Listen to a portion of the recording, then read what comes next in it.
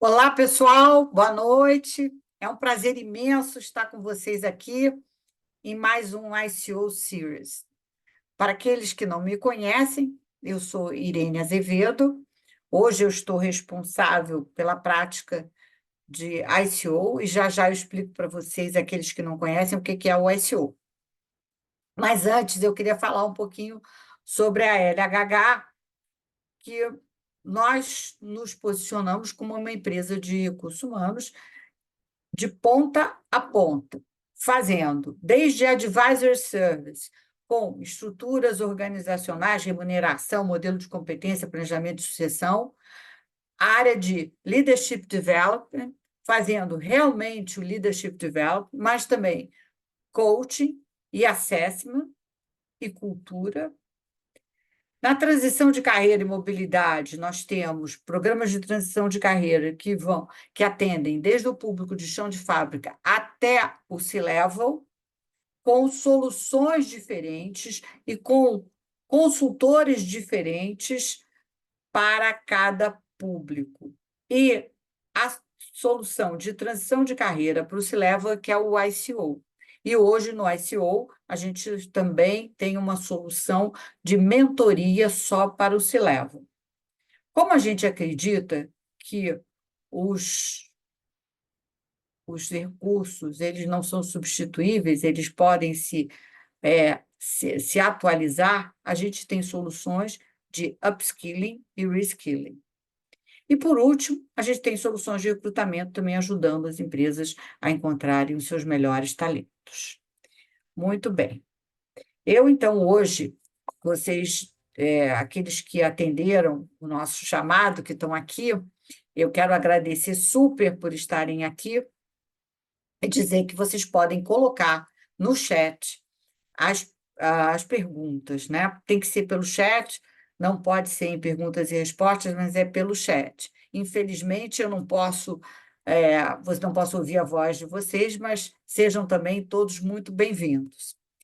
É, hoje eu estou aqui com o Flávio Balestrin.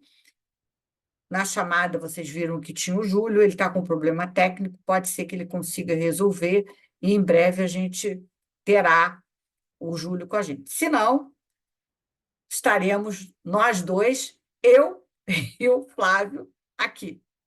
Muito bom, gente. Então, eu queria dar as boas-vindas ao Flávio, para que ele começasse contando um pouquinho a carreira dele, né? Como é que foi a carreira dele toda, e falando um pouquinho também do negócio da Serasa, porque hoje a gente vai falar de como é que a gente constrói uma jornada de empregabilidade. E aí eu vou acabar falando um pouquinho da minha, né? Deixa o Flávio falar, mas eu depois falo um pouquinho da minha carreira também, tá? Muito bem, Flávio, querido, muito obrigada por estar aqui. É um prazer imenso te rever. E agora você está com a palavra. Obrigado, Irene. Em primeiro lugar, de novo, obrigado pelo convite. É sempre um prazer conversar com vocês, sempre um prazer atender os convites e estar aqui conversando com as pessoas. Então, também não consigo ver as pessoas que estão conectadas, mas eu queria deixar aqui também meu boa noite, meu olá aí a todos e todas que estão com a gente. Falando muito rapidamente, eu lidero a área de pessoas da Serasa Experian, no Brasil e na América Latina. Se eu falar rápido também da minha carreira, fiz minha carreira toda em recursos humanos, que é uma área que eu sou apaixonado pelos temas e vivenciei todas as mudanças e evoluções dessa área, né, de todas as áreas que são e viraram satélites da área de RH. Ao longo dessa jornada, comecei minha carreira como trainee no mercado financeiro, fiquei alguns anos no mercado financeiro, fiquei bons anos na Accenture, na área de consultoria. Depois eu fui para Microsiga TOTVS, fiquei 16 anos na TOTVS, e agora eu estou há 5 anos na Serasa Experian. Então eu tenho uma carreira aí de alguns grandes momentos nessas empresas no tempo. Para falar muito rapidamente da Serasa Experian, acho que a Serasa é um nome muito conhecido. A Experian é a líder global de dados e soluções de informação no mundo, né? Ela adquiriu a Serasa 10 anos atrás e vem numa jornada de diversificação. A Serasa hoje tem soluções para consumidor, para médias empresas, obviamente para grandes empresas, soluções que atuam na jornada de crédito, na jornada de identidade antifraude, soluções específicas de analytics para auxiliar a tomada de decisão em processos diversos e as soluções que nós chamamos de marketing e targeting services, que são soluções para ajudar na prospecção e outras decisões de localização. Isso em vários segmentos, obviamente é mais conhecida pelo segmento financeiro, mas hoje a gente atua em segmentos tão diversos quanto soluções de agro, por exemplo, fazendo monitoramento do boi verde na Amazônia brasileira com uma solução nossa. Então, hoje é uma empresa bastante diversificada, é uma empresa que é uma tech data, é uma empresa de tecnologia e dados, acima de tudo.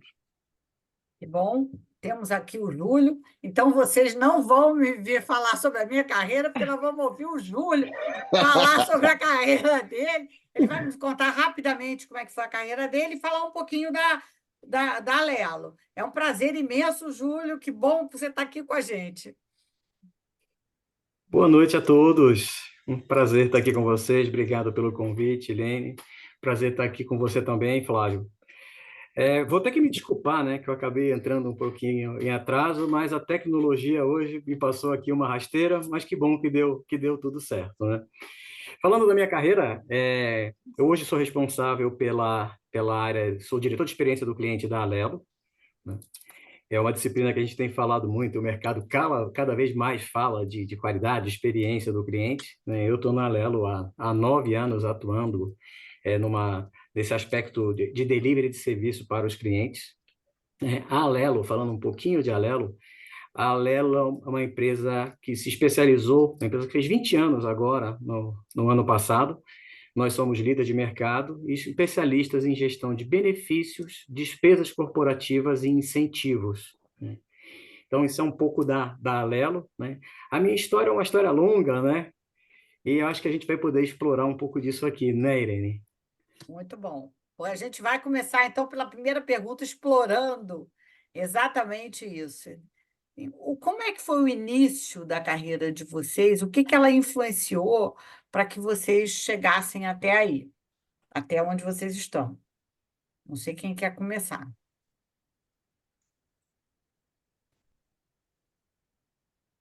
Oi, Nene, posso? Ô, Júlio, Pode. primeiro prazer te conhecer também. Bem-vindo, que bom que você vai salvar as pessoas de me ouvirem falar tanto assim, né? Aí vamos dividir um Eu pouco. também, eu também sou bastante falador. Vai ser boa a conversa aqui hoje. Vai ser bacana. Irene, acho que é uma ótima pergunta. É claro que o início da carreira influencia. Na verdade, acho que a decisão desde a decisão do que estudar, a decisão ao longo do estudo do que te encanta mais, do que gosta mais, e naquele momento a decisão das primeiras buscas de emprego, e obviamente tem ali um lado que você decide, um lado que dá certo e dá errado, né? Mas esses primeiros momentos, obviamente, influenciam muito na confirmação, no redirecionamento daquilo que você busca fazer. Em especial para mim, eu tive uma experiência muito marcante que eu fui trainee de banco, né, logo após a faculdade, e ser trainee de banco é uma experiência ímpar, né? Porque era um programa que era super estruturado, com mil facetas, né? Tinha trainee desde áreas como a minha RH até, obviamente, áreas mais de negócio. Então, foi uma experiência que me influenciou muito e que me fez muito aprender a importância de buscar qualidade, de buscar investir no conhecimento, em empresas que já tinham conceitos bacanas de meritocracia, de evolução. Então, sem dúvida, eu acho que isso tudo deu aquela primeira formatada no Flávio como profissional e me deixou as primeiras sementes ali das coisas que eu já gostei e queria investir mais, né? E também o papel das primeiras lideranças foram tão críticos quanto o papel das primeiras escolhas de empresa e do que fazer. Tá bom. Júlio. Interessante que tem alguns pedaços da nossa história que são até similares, né, Flávio? A minha carreira, eu comecei a trabalhar muito cedo. Eu comecei a trabalhar com 17 anos num segmento que não tem nada a ver com o que, na verdade, eu construí minha carreira, né? Meu primeiro emprego foi numa empresa que faz manutenção de turbina de avião. Eu comecei trabalhando com componentes, trabalhei nessa empresa durante 6 anos, mas no meio desse caminho, aí sim começa a se moldar um pouco do meu perfil. Eu fui deslocado para um projeto que era um projeto super importante para a empresa, que estava mudando a forma de trabalhar. Então, era um projeto que envolvia transformação. E a similaridade aqui com o Flávio é que depois desses 6 anos eu também migrei, né? Na verdade, a primeira mudança de carreira foi sair de uma cidade menor. Eu sou do interior do estado do Rio. migrei para São Paulo também num programa de trainee de um banco, posso dizer, na época do Unibanco, só que na área de auditoria.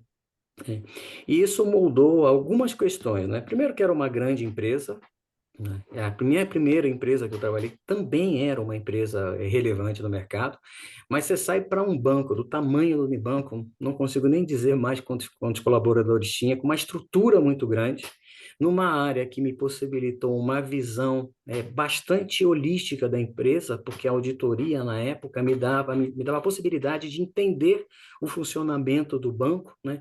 E isso acabou moldando um pouco do meu perfil, né? Se eu olhar hoje o meu perfil, eu me defino como uma pessoa generalista, né? Eu já passei por diversas áreas, mas muito moldado e decorrente dessas minhas primeiras experiências. Brinco que sempre tive sorte, né, de estar em boas empresas, tive bons gestores, pessoas que me ajudaram muito, mas esse processo ele começa muito, né, nessa mudança que eu fiz lá atrás para gerar esse perfil mais genérico e generalista que eu tenho hoje. Olha que interessante. Vou só compartilhar, porque pensando nessa história de vocês, eu fiquei pensando na minha.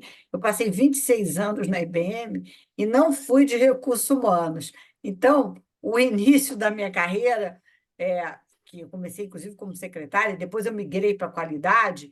Eu acho que o fato de eu ter ido para a qualidade e ter ajudado a fazer a disseminação da toda a estratégia de qualidade da companhia e ter treinado pessoas, é que me possibilitou, depois que eu resolvi sair da IBM, a migrar para recursos humanos, né? Eu só contei porque foi uma história diferente, eu passei 26 anos numa organização, e depois é que eu fiz a minha migração. Então, só quis Ô, compartilhar com o pessoal e com vocês, isso. Irene, só dois pontos rapidinho aqui. Plum, mais duas coincidências. Eu saí da maravilhosa São João da Boa Vista, interior de São Paulo, para vir fazer faculdade aqui. E eu fui trainee do Banco Nacional. E depois eu participei, quando eu fui Olha, comprado pelo Unibanco. E aí eu fiquei mais alguns anos no Unibanco antes de ir para a Accenture também. Então, olha que É. coincidência. você vê, Ser né? trainee é uma experiência muito legal, né? Porque na época a gente passou aí 3 meses, né, só em treinamento para entender desde a cultura da empresa até o funcionamento, e aí sim, a gente teve a oportunidade de rodar. Uma história acho que foi muito rico para mim, até para mexer no mindset, né, para provocar uma mudança até de perspectiva de carreira. É, Legal. muito bom. E, Miguel, já que a gente está falando de carreira, para a gente não mudar ainda do tempo, teve algum fato na carreira de vocês que realmente surpreendeu? E se surpreendeu, qual foi o grande aprendizado?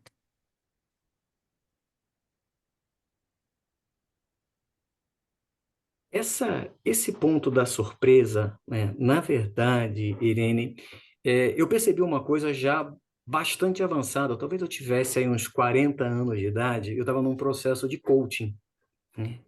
E, evidentemente, aos 40 anos, você já passou aí por algumas empresas, por algumas posições, né? E o que me surpreendeu, na verdade, que me mostrou foi o processo de coaching em si, porque ao longo da carreira eu fui mudando de posições, né? E com mudar de posições eu não estou falando aqui de cargo, né? Eu estou falando desse olhar generalista, desse olhar que me fez passar por áreas que eu falei que comecei em auditoria, fui para a área de planejamento, fui para a área de processos, numa fase que as empresas faziam muito fortemente gestão por processo. Aí eu fui produto, fui gerente de operações, fui comercial, voltei a ser operações.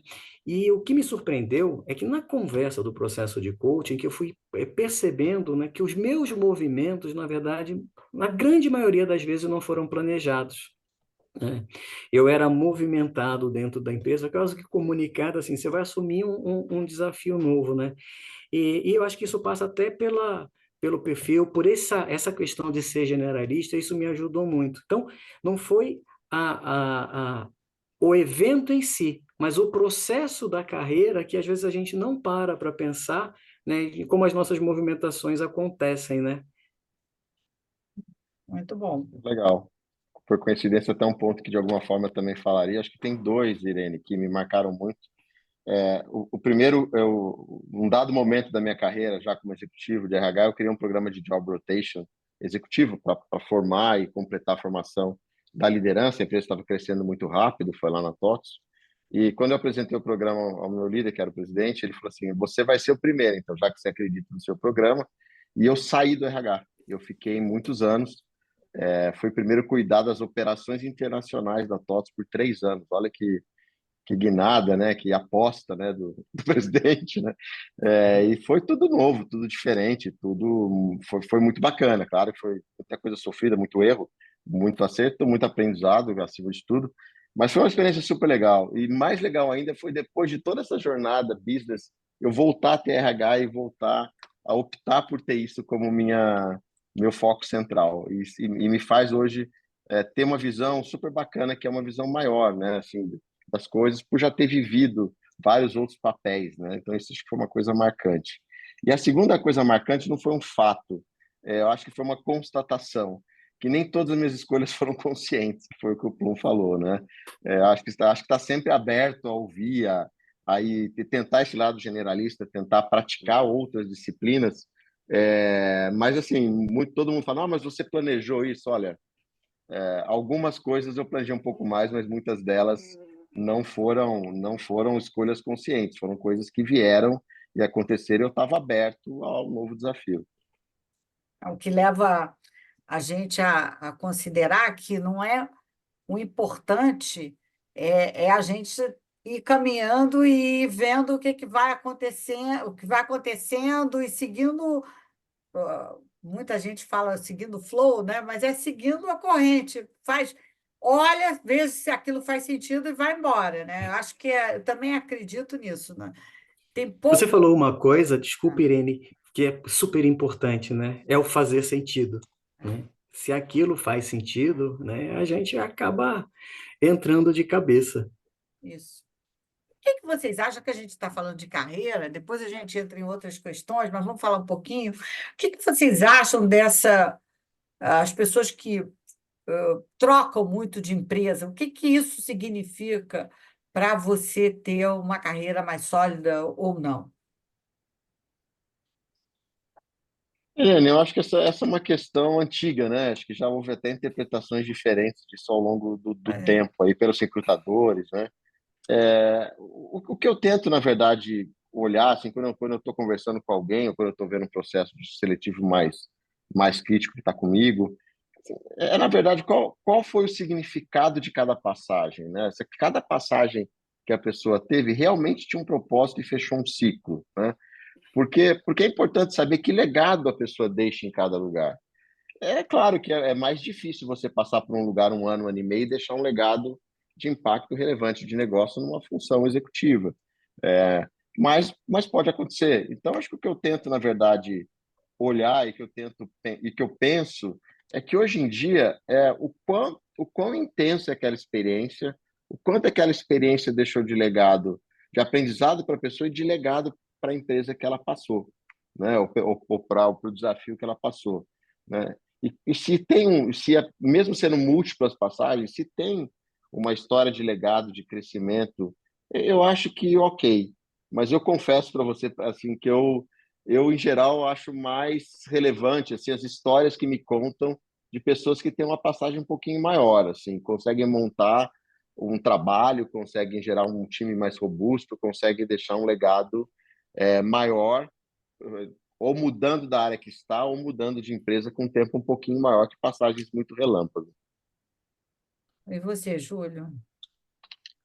Eu acho que qualquer processo de mudança, ele traz para a gente aprendizado, né? Seja na vida, seja profissionalmente. Então, certamente, até olhando a minha trajetória, todas as vezes que eu mudei de empresa, eu agreguei algum tipo de aprendizado, né? Até a gente às vezes fala das coisas que não deu certo, até isso, né, faz parte do processo de aprendizado, mas felizmente aqui os meus aprendizados, via de regra, foram bastante positivos, né? Eu acho que tem duas questões aqui que são importantes no processo, na decisão do processo de mudança, né? Primeiro, esse legado que você vai carregar para você, é um aprendizado que é teu, né? E você vai carregar isso como uma experiência. Mas é a questão do fazer sentido, né? E o fazer sentido ele tem que fazer sentido para você profissionalmente, que é o teu momento profissional, O que que aquilo vai trazer para você? Tem uma coisa que eu acho que é super importante também nessa escolha profissional, né? Quando eu estou mudando, a gente normalmente tende a olhar o que que a empresa vai trazer para a gente nessa mudança. Mas tem um outro olhar que eu gosto de ter, como é que eu vou carregar nessa nova etapa um diferencial? Qual vai ser a minha contribuição? Por que que eu penso isso? Porque quando você já entra com essa possibilidade, você já entra produzindo resultados, você já entra contribuindo, e isso eventualmente te expõe como carreira, né? Te valoriza dentro da empresa. Um outro lado da mudança, e de novo, olha aqui a minha jornada, é teu momento de vida, né? Porque em alguns momentos você vai priorizar uma carreira a mais a longo prazo, em outros momentos, você vai priorizar algumas questões de mais curto prazo, como, por exemplo, aprendizado. Se vocês me permitirem, eu vou contar aqui um caso pessoal de carreira, né? Eu tinha uma posição de C-level na empresa, né? E eu recebi um convite, né, para descer 2 níveis, né? E, inclusive, o salário fixo ele era muito menor. Só que aquilo, naquele momento, fazia sentido para mim, porque era uma oportunidade de trazer um aprendizado que eu não tinha tido, né? O título, nesse momento, era o mais importante. No tempo, a parte de remuneração também, ela não tinha nenhum impacto para mim, né? Então, um exemplo do fazer sentido, né? Naquele momento, aquilo para mim era importante, né? Porque, especialmente a parte de desenvolvimento, aprendizado, eu enxerguei como se fosse um investimento. Agora, é uma decisão muito pessoal, né? Você equilibrar essas perspectivas de carreira com os seus momentos de vida, para tomar esse tipo de decisão. Agora, se eu tivesse que resumir, eu vejo sim as mudanças como é, uma oportunidade de você acumular repertório, né? Repertório de carreira, né? E concordo com o Flávio num ponto, isso tem que ter uma consistência, né? Também não dá para você ficar pulando aqui de uma empresa para outra, porque no fim do dia você não. Será que deu tempo de fato você acumular uma experiência, um aprendizado e também devolver alguma coisa para a empresa? Então, é um equilíbrio entre todos esses olhares aqui, minha visão. Você falou uma palavra que eu acho ideal para tudo e que talvez é uma coisa mais difícil da gente conseguir, é esse equilíbrio. Porque também as pessoas que ficam só numa organização, quando elas querem fazer essa mudança, talvez seja um pouco mais difícil para elas, né? Não é impossível. Eu passei 26 anos na IBM e depois mudei. E aí depois eu fiz algumas mudanças para poder conhecer outras culturas, porque para mim fazia sentido naquele momento estar conhecendo outras culturas, até para poder ser uma melhor consultora, né?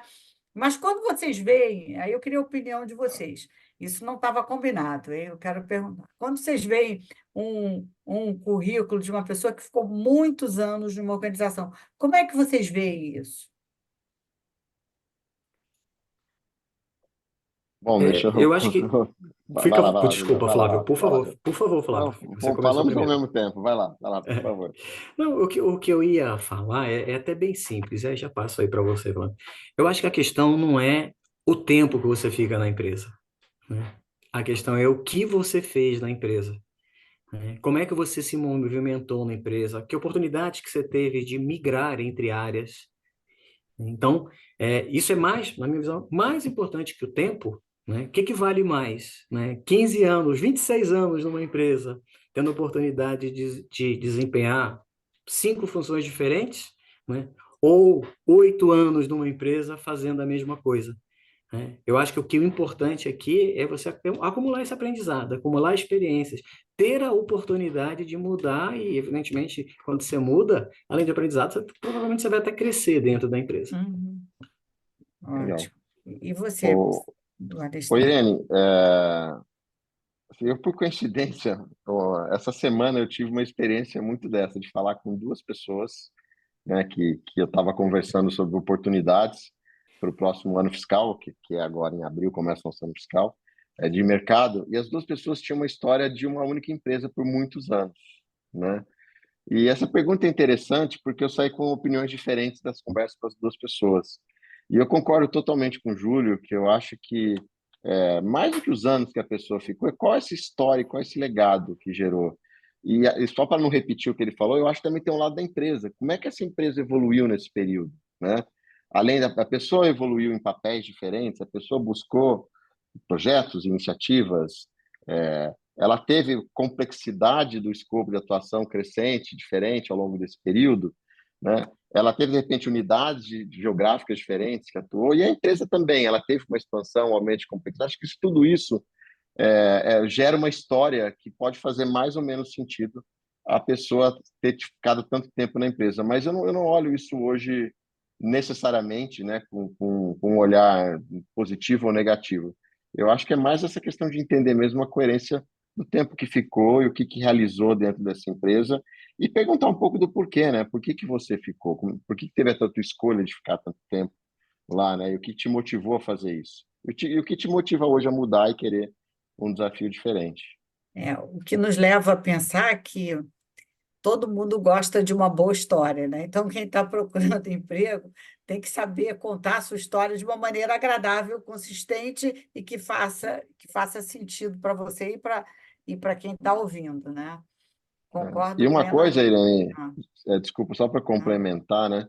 É, o que a gente desafia, a gente trabalhou esse ano com os líderes alguns temas bacanas, como o tema das ortodoxias, né? As certezas, né? No mundo que precisa, que nos questiona as certezas toda hora, né? E uma das coisas importantes é pensar assim, às vezes antes de pensar em mudar de área ou mudar de empresa, assim, será que não existe dentro do que você está fazendo, dentro da sua área, uma super oportunidade de você transformar aquilo e com essa transformação você aprender e você evoluir, né? Porque é o pensamento sempre quando e muito sempre não, mas muitas vezes quando as pessoas vêm conversar de carreira, elas vêm querer conversar de mudança, né? Mudança de área, mudança. E por que não transformar o lugar que você está, a posição que você está, óbvio, principalmente quem tem uma função de liderança, mas gerar essa transformação também. Também é um caminho que eu acho que a gente tem buscado incentivar mais as pessoas, serem mais agentes de transformação e criar essa sua nova cadeira, não apenas pensar em mudar para ter uma cadeira nova. perfeito. Então, falando ainda em mudança, e mudança não de empresa, mas o que que vocês acham quando a pessoa vai para uma carreira internacional? Quais são os benefícios e quais são os possíveis liabilities dessa mudança?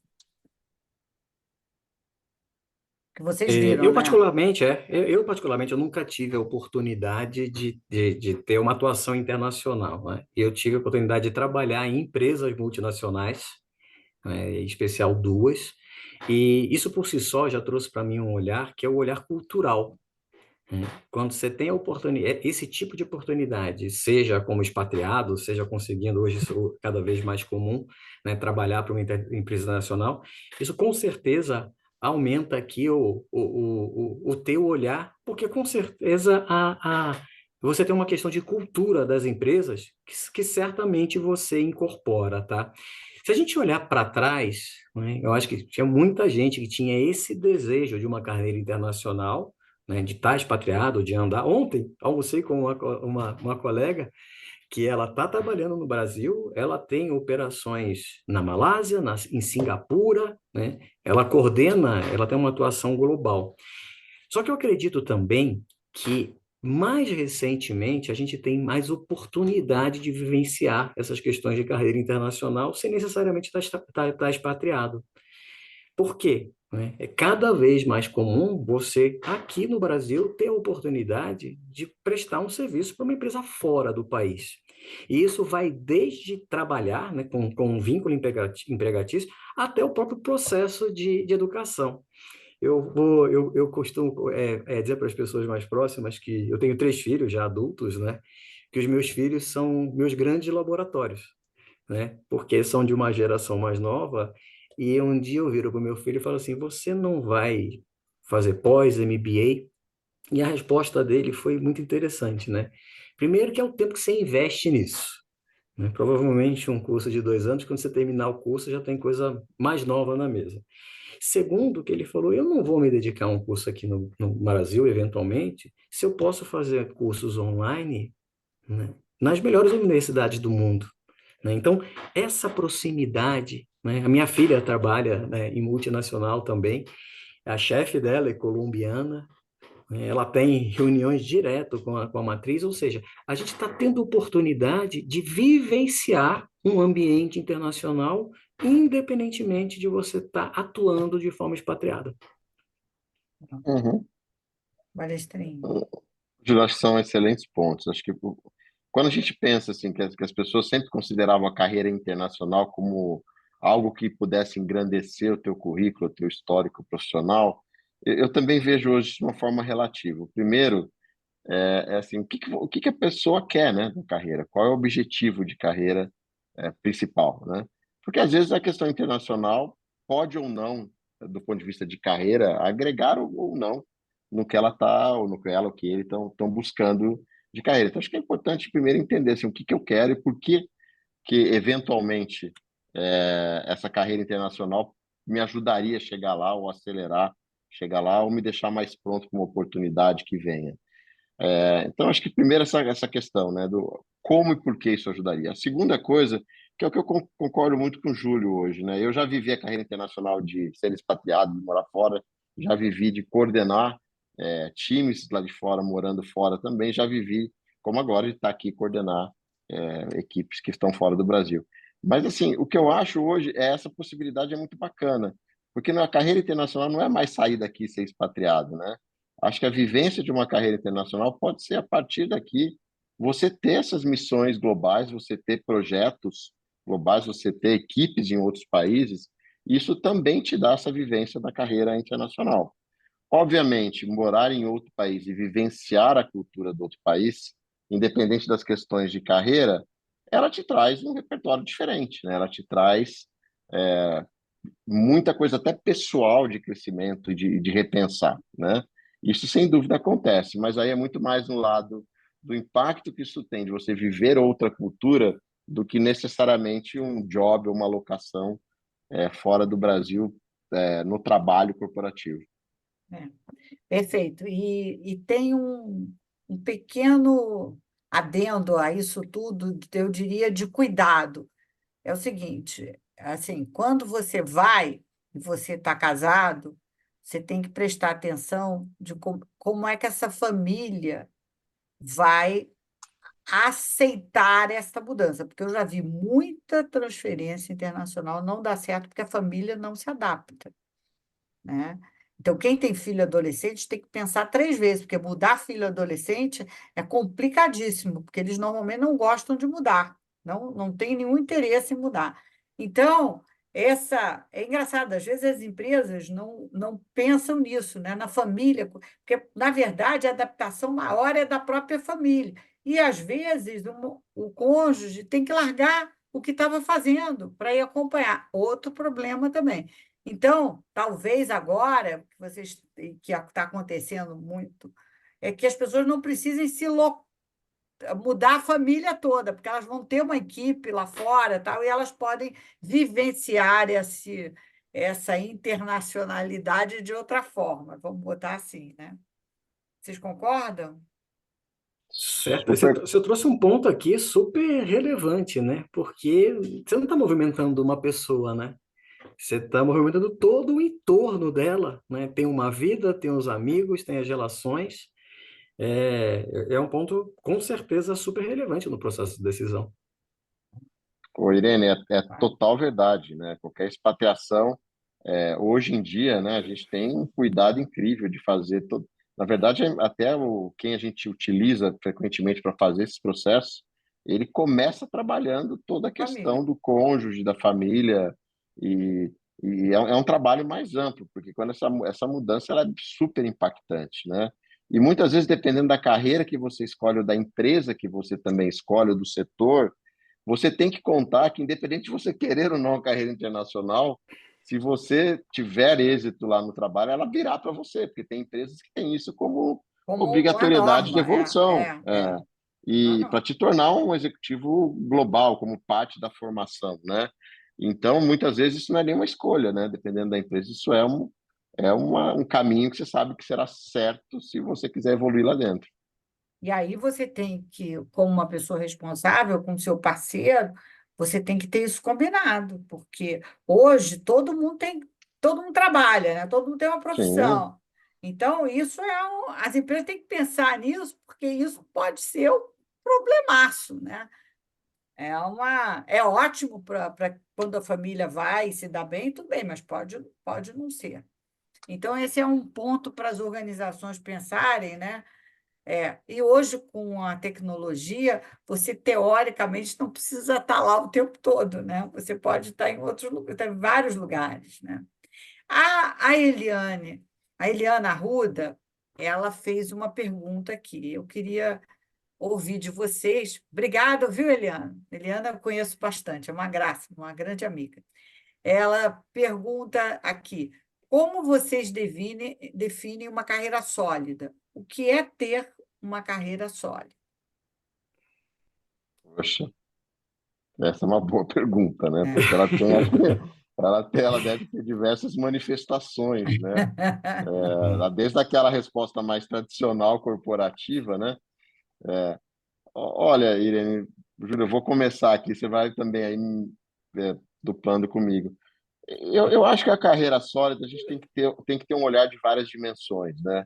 Eu acho que se você olhar por uma dimensão única, é restrito. A dimensão da remuneração, a dimensão do cargo, a dimensão, sei lá, da capacidade de influência, do impacto.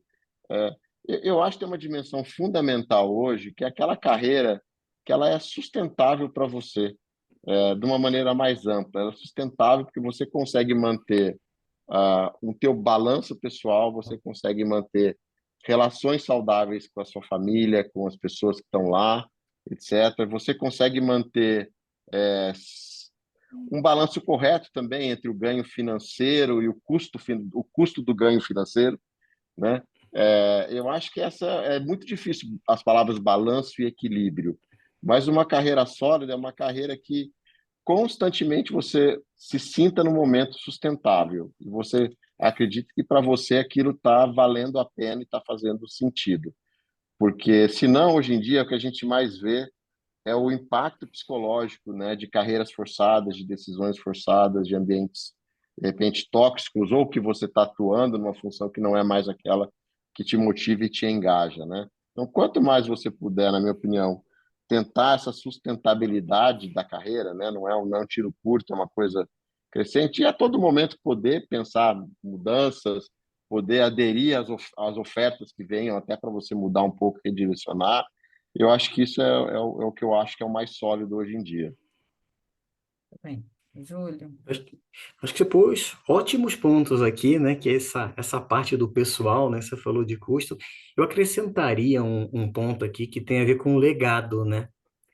Eu acho que um pedaço da nossa carreira sólida é durante a jornada, né, enquanto a gente vem atuando, mas no momento em que você sai ou resolve que você não é mais na empresa, essa solidez também é um olhar para trás, né? Você formou pessoas, você desenvolveu e ajudou as pessoas a se desenvolverem, né? Você trouxe resultados efetivos para a empresa que, de fato, você possa se orgulhar. Eu gosto de fazer uma provocação para o time, né? A gente está em começo de ano, a gente está em planejamento, está definindo meta, né? Quando for o final do ano, do que você quer se orgulhar? Né? O que você vai contar para as pessoas, né? Nossa, esse período, esse ano eu fiz isso. Então, concordo com tudo que você trouxe e colocaria mais esse viés, né? Que tem a ver com o legado. O que a gente deixa para trás, especialmente para os outros, né?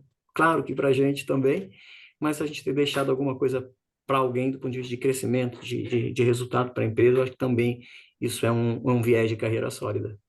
É isso, Eu super concordo. um bom exercício quando a gente pensa na nossa história de vida, que uma vez eu tive a oportunidade de ter um executivo, eu fui pedir para ele fazer a história de vida, e ele me escreveu o que que as pessoas escreveriam sobre ele quando ele não estivesse mais aqui.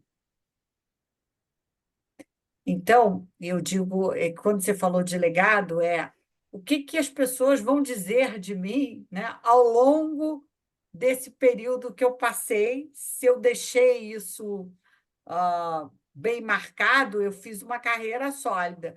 Por exemplo, até hoje eu me lembro do meu primeiro chefe depois na IBM, né?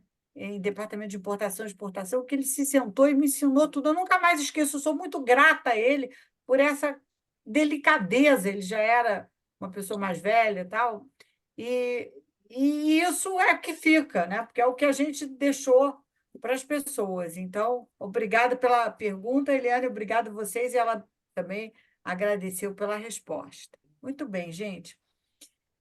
Todo mundo fala hoje em Great Resignation, como é que Quiet Quitting, né? Vocês sentiram isso na vida de vocês e nas empresas de vocês, dessa ressignificação ou desse quiet quitting, né? Que as pessoas vão deixando a empresa sem dizer nada, né? Sem dar o mínimo sinal. E essa ressignificação do trabalho. Pode começar, Flávio. Irene, a gente teve muita mudança nesses anos, né? Obviamente é lugar comum falar da pandemia, mas acho que pré-pandemia já tinham ondas acontecendo, a pandemia acelerou aqui no Brasil tudo que veio junto com o trabalho remoto e com repensar o trabalho remoto fez a gente, acho que na verdade, ter um olhar mais forte para a gente mesmo, né? Para o dia a dia, para a nossa vivência, né? E talvez até olhar para a carreira também mais como um meio, não como um fim, né? E eu acho que isso tudo fez parte dessa ressignificação que a gente fala do trabalho. Mas as pessoas passaram a ter, na minha opinião, um olhar mais objetivo para o trabalho. E eu acho que isso é uma coisa, nesse sentido, uma coisa boa, tá? De ter esse olhar objetivo. E muitas vezes a gente fala muito, obviamente, de propósito e legado, são duas palavras que a gente usa muito na empresa constantemente, mas também a gente tem muito falado no propósito da empresa e no propósito da pessoa, né? E na necessidade de respeitar os dois propósitos. Porque às vezes o propósito da pessoa não é necessariamente a empresa pode ser um veículo para ela chegar naquele propósito e tudo certo, né? Ou ela pode se identificar com o propósito fim da empresa e ter um engajamento, mas as coisas todas hoje, eu acho que tem, pelo menos do meu ponto de vista, a gente tem tentado e tem precisado afiar mais o olhar do ponto de vista da pessoa, do que é importante para a pessoa e do que é importante para a organização, né? E o que é importante para a pessoa do ponto de vista dela, não o que a gente acha que é importante, né? Então, para a gente lutar contra essa resignation silenciosa, né? Eu acho que cada vez mais a gente está exercitando ouvir, exercitando estar com as pessoas, exercitando entender, né, o que engaja mais, novas metodologias de trabalho. A gente é uma empresa hoje, 55% da empresa é full remoto. E do restante que é híbrido, em geral, é uma frequência de 40%, 50% na empresa. Então, é uma empresa majoritariamente que está atuando em canais virtuais, em relacionamentos através de conexão virtual, né? Então, eu acho que aquele pior momento desse negócio do Great Resignation, tudo, eu acho que esse pior momento, ele meio que passou porque a gente não sabia o que era e o que fazer. Eu acho que agora esse negócio está mais consciente, a gente está mais atento. Mas, do outro lado, os sinais dos desgastes das pessoas as maneiras tradicionais de trabalho são cada vez maiores, Pois é. né? Isso é um problema. Isso é um problema que, se eu falar que a gente tem a solução, a gente não tem, não. Acho que todo mundo está tentando aprender, entender o que gatilha tanto problema psicológico, emocional, o que gatilha na empresa, o que gatilha fora, e traz dentro, dentro e fora, e como a gente ajuda, na verdade, né, a que essas coisas sejam mais controladas para que tenha um happiness index mais forte, obviamente com viés corporativo, das pessoas estarem, produtividade, etc., mas obviamente também um viés pessoal, né, que você querer ter um ambiente saudável, que as pessoas se sintam bem e queiram estar conosco, porque também sentem lá um lugar saudável, um lugar bacana para desenvolver as suas habilidades, né, e sua carreira. Você tem razão, só complementando, quando você fala disso, a gente estava falando até no início, quando a gente estava juntos, nós dois ainda esperando abrir a sala, que a gente fez uma pesquisa mundial e 52% dos executivos pesquisados mundialmente estão dizendo que estão sobrecarregados e com burnout. Então, quer dizer, está tendo uma onda ainda decorrente, né, de tudo que a gente viveu, né, e da pressão, a mudança constante, né? Então, ainda temos esse ambiente propício a isso, que nos exige realmente muito centro, muito equilíbrio e muitas outras práticas para a gente poder vencer esse momento. Júlio, desculpe, hein? Falei só. É, eu acho que a gente vem passando, na verdade, por uma mudança social muito grande, né? E essa mudança social, evidentemente, ela se reflete dentro das empresas. Quando eu falo de mudança social, eu vou trazer aqui alguns olhares que eu acho que ajudam a materializar. Primeiro que cada vez mais se fala de propósito. As empresas sempre falaram de propósito, né? Mas isso era muito para dentro, né? Isso não vinha à tona. Hoje a gente tem a opção e a oportunidade de fato se conectar com as empresas. A gente quer estar num lugar, né, que eu me identifique, que eu me orgulhe, que eu possa dizer, nossa, eu trabalho numa empresa que trabalha a responsabilidade social, que prioriza essa ou aquela ação do ponto de vista social, que promove engajamento, que promove diversidade, né? A gente fala mais disso, né? Diversidade, a gente só tem diversidade quando a gente fala e pratica. Então, tudo isso eu acho que tem fomentado em cada um de nós essa conexão com o propósito, né? Onde eu quero estar, né? E, evidentemente, isso traz para a gente escolhas, né? Junto com isso, essa mudança também, se a gente olhar as gerações passadas, né, a gente era cobrado por crescer na empresa. Então, eu vou ser analista, eu vou ser coordenador, vou ser diretor, vou ser gerente, né? Muitas vezes as pessoas até eram promovidas, né, e se tornavam infelizes, porque tinham que existir quase que dar uma satisfação social porque foi promovida, né? Hoje a gente percebe mais as pessoas fazendo essa opção. Pessoas que abrem mão de uma carreira de liderança por uma carreira Y, porque vão se sentir mais felizes com isso, né? E tem uma coisa que eu acho que às vezes a gente pode até minimizar, mas é muito importante e se fala cada vez mais, é a questão da saúde, né? Saúde física, saúde mental, se dar um tempo para isso, né? A gente cada vez mais tem longevidade, mas para ter essa longevidade, a gente também precisa desse equilíbrio que é o nosso dia a dia, né? Eu preciso de um tempo para mim, e esse tempo pode ir desde uma academia a um momento de leitura. Eu acho que a gente, como cidadão, também está se dando mais a oportunidade de exercitar isso. E, evidentemente, quando você olha todos esses prismas, você pode fazer escolhas e fazer essas conexões. Essa coisa do propósito, né? É uma coisa que eu estava estudando, vou falar aqui de uma empresa que eu admiro, que tem um propósito muito forte há muito tempo, que é a Magazine Luiza. Há muito tempo a gente escuta lá aquela frase, né, vencer feliz, e o propósito do Magazine Luiza de muito tempo é proporcionar a poucos o que é privilégio de muitos, né? Quando que se declara isso? Então, quando a gente começa a enxergar essas coisas, a gente começa a se conectar, eu chamo de conexão genuína com as empresas, com os ambientes que a gente tem. Muito bem, ótimo. Irene, Oi, e fala. desculpa interromper aí. Nada? Não, não. Colocando um ponto, né, você mencionou que a gente estava conversando das pesquisas que a gente vê e se Isso. preocupa com essas questões é, da saúde emocional, mental, né?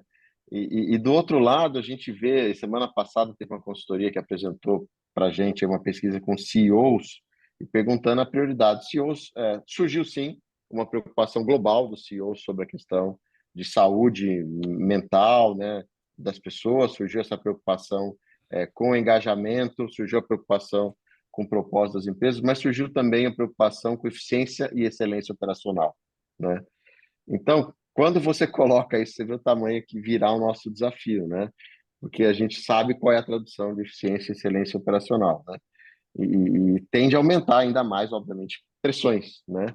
Então, você vê que acho que os desafios que a gente tem ainda são muito fortes e ainda teremos que trabalhar muito e discutir muito como é que concilia essas forças, né?